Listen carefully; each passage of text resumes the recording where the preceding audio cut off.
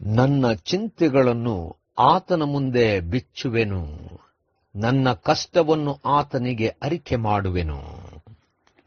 ಶನಿವಾರ 13 ಜುಲೈ 2024 ಇಸ್ವಿ. ಈ ದಿನದ ವಾಕ್ಯ ಧ್ಯಾನಕ್ಕಾಗಿ ನಾನು ಆರಿಸಿಕೊಂಡಿರುವಂಥ ವೇದ ಭಾಗವು ಪೂರ್ವಕಾಲ ವೃತ್ತಾಂತ 2ನೇ ಭಾಗ 28ನೇ ಅಧ್ಯಾಯದ 15ನೇ ವಚನ. ಆಗ ಮೇಲೆ ಹೇಳಿದ ಪುರುಷರು ಎದ್ದು ಬಂದು ಸೆರೆಯವರಲ್ಲಿ ಬೆತ್ತಲೆಯಾದವರಿಗೆಲ್ಲ ಕೊಳ್ಳೆಯಿಂದ ಉಡುವುದಕ್ಕೆ ಬಟ್ಟೆಗಳನ್ನು, ಕಾಲಿಗೆ ಕೆರಗಳನ್ನು ಕೊಟ್ಟು, ಅನ್ನಪಾನಗಳನ್ನಿತ್ತು, ತೈಲ ಹಚ್ಚಿ, ಬಳಲಿ ಹೋದವರನ್ನು ಕತ್ತೆಗಳ ಮೇಲೆ ಕುಳ್ಳಿರಿಸಿ, ಎಲ್ಲರನ್ನೂ ಯೆರಿಕೋವೆಂಬ ಖರ್ಜೂರ ನಗರಕ್ಕೆ ಕರಕೊಂಡು ಹೋಗಿ ಅವರ ಬಂಧುಗಳ ಹತ್ತಿರ ಬಿಟ್ಟು ಸಮಾರ್ಯಕ್ಕೆ ಹಿಂದಿರುಗಿದರು ಎಂಬುವಂಥದ್ದೇ. ಕರ್ತನಲ್ಲಿ ಪ್ರೀತಿಯುಳ್ಳ ದೇವ ಜನರೇ, ಶುಭೋದಯ. ನಾವು ಯಾವ ಸ್ಥಿತಿಯಲ್ಲಿದ್ದರೂ ಕೂಡ ದೇವರು ನಾವು ಏನು ಮಾಡಬೇಕೆಂಬುದಾಗಿ ಅಪೇಕ್ಷಿಸುತ್ತಾನೋ ಅದನ್ನೇ ಮಾಡುವಂತವರಾಗಬೇಕು. ದೇವರ ನಾಮಕ್ಕೆ ಸ್ತೋತ್ರ ಉಂಟಾಗಲಿ. ಕರ್ತನಲ್ಲಿ ಪ್ರಿಯರೇ, ಈ ವಾಕ್ಯ ಧ್ಯಾನ ಮಾಡೋಣ. ಈ ದಿನದ ವಾಕ್ಯ ಧ್ಯಾನದ ಶೀರ್ಷಿಕೆ ಕರುಣೆಯನ್ನು ತೋರಿಸು. ಕರ್ತನಲ್ಲಿ ಪ್ರಿಯರೇ, ಈ ಸಂದರ್ಭದಲ್ಲಿ ನಾವು ನೋಡಿದ ಹಾಗೆ ಇಸ್ರಾಯೇಲ್ ಜನರು ಯೂದಾಯದ ಜನರ ಮೇಲೆ ಯುದ್ಧ ಮಾಡಿ ಅವರಲ್ಲಿರುವಂಥ ಅನೇಕರನ್ನು ಸೆರೆ ಹಿಡಿದು ಕರೆತರುತ್ತಿದ್ದರು. ಅವರಲ್ಲಿದ್ದಂಥ ಎಲ್ಲ ಆಸ್ತಿಯನ್ನು ಕೂಡ ತರುವಂತವರಾಗಿದ್ದರು.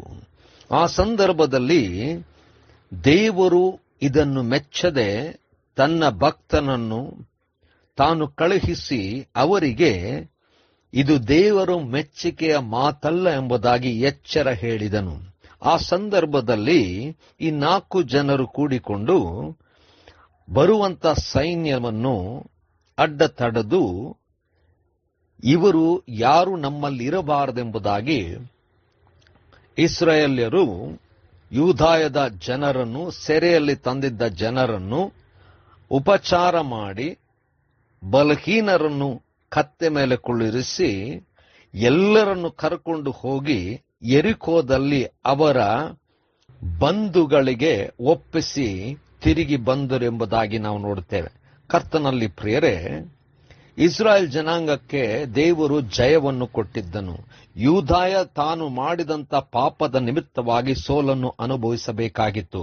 ಆದರೆ ದೇವರು ಅವರು ಅಂದರೆ ಯೂದಾಯದವರು ಇಸ್ರಾಯೇಲ್ಯವರಿಗೆ ಸೆರೆ ಹೋಗಿ ಅವರು ದಾಸತ್ವಕ್ಕೆ ಒಳಗಾಗಬಾರದೆಂಬುದಾಗಿ ದೇವರು ಅದನ್ನು ಮೆಚ್ಚದೆ ಎಚ್ಚರಿಸಿದನು. ತಕ್ಕ ರೀತಿಯಲ್ಲಿ ಈ ಜನರು ಅವರನ್ನು ಹಿಂದಿರುಗಿಸಿದರು ಎಂಬುದಾಗಿ ನೋಡುತ್ತೇವೆ. ಕರ್ತನಲ್ಲಿ ಪ್ರಿಯರೇ, ಅನೇಕ ಸಂದರ್ಭದಲ್ಲಿ ನಮಗೆ ಜಯವನ್ನು ಕೊಡುತ್ತಾನೆ ದೇವರಾದರೆ ನಮ್ಮ ವಿರೋಧಿಗಳನ್ನು ಯಾವ ರೀತಿಯಲ್ಲಿ ನಡೆಸಿಕೊಳ್ಳಬೇಕೆಂಬುದನ್ನು ದೇವರಿಂದ ನಾವು ತಿಳಿದು ಅನ್ಯಾಯ ಮಾಡದೆ ಕರುಣೆ ತೋರಿಸ್ತಾ ಒಳ್ಳೆಯದನ್ನು ಅಂದರೆ ದೇವರು ನಮ್ಮಿಂದ ಅಪೇಕ್ಷಿಸುವುದನ್ನು ಮಾಡುವಂತವರಾಗೋಣ.